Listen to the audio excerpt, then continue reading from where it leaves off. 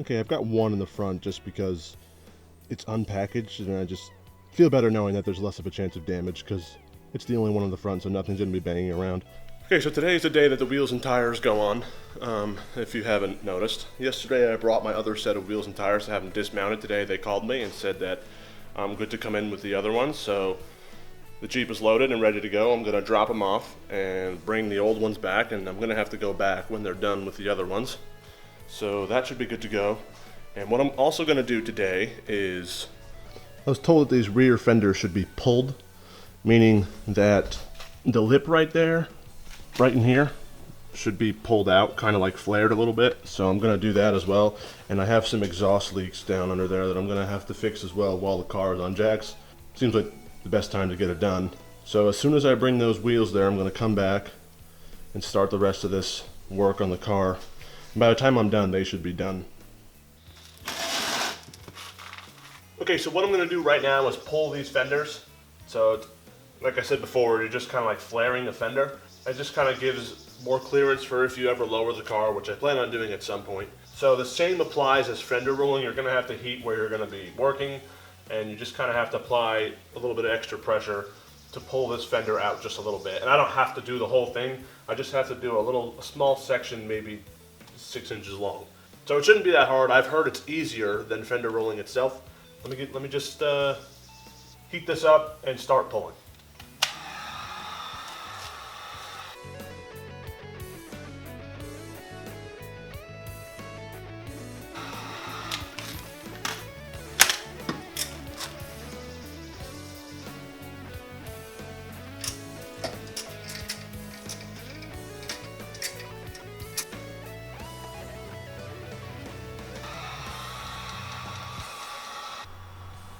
Okay, so after about 12 minutes of rolling, you can't really see it here, but there is a small lip on the fender. I don't know how much I actually have to do, but I am going to do the other side the same way, and if that doesn't work, then I can always just do it again.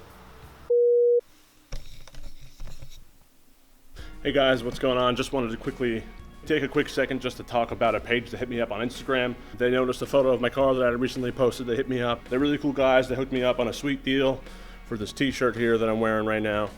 I've washed it a couple of times, no shrinking. The logo shows no signs of fading. The shirt fits just as it should. They have plenty of different sizes, so go ahead and check them out. I'm going to link their Instagram down in the description. I will go ahead and link their website down in the description, and I will link their YouTube account down in the description. So they run some cool stuff. They have some good content. If you're interested in any of the stuff on the website, you can go ahead and use the promo code that I'll put in one of the corners up here, and you can save 10% at your checkout. So go ahead and check them out, and let's get back.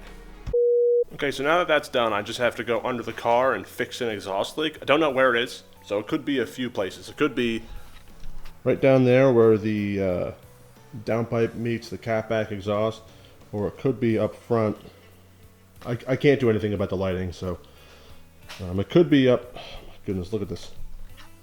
It could be up front there where the downpipe meets the header, or it could be on the header itself. So there are plenty of places to check.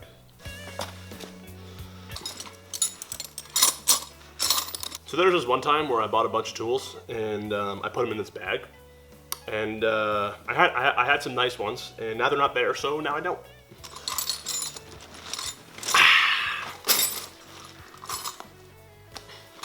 Okay, so a few things were loose. Like I said, where the downpipe met the header was loose. I think 2 nuts on the header itself were loose. I didn't check back on the end of the car where the downpipe meets the catback.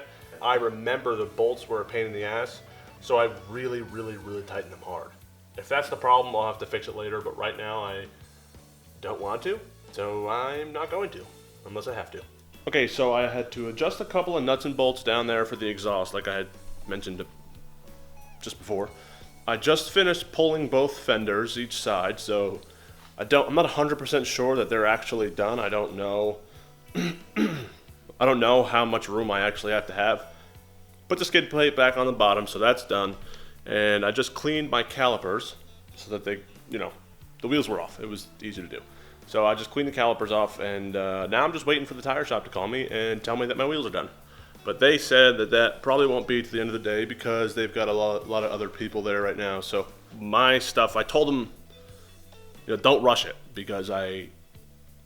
specifically because of their new wheels, and I don't want them to like try to rush it and scratch them or whatever. I don't know.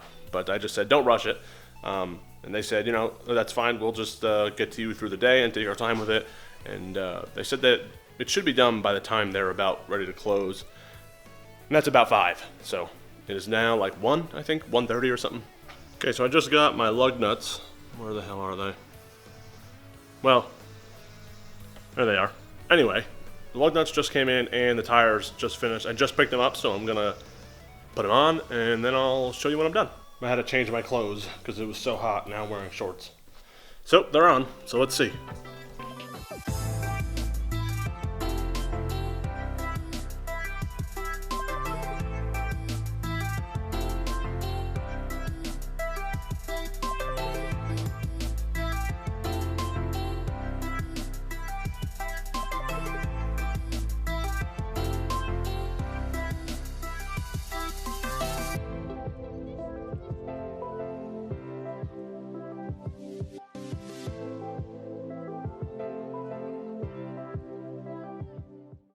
Alright guys, if that little cinematic sucked, I'm sorry. The lighting in here is horrible. I can only get good lighting if it's directly in front of the door, because I'm getting a lot of light from the outside. So, anyway, that's it. They're on there. Unfortunately, I can't show much.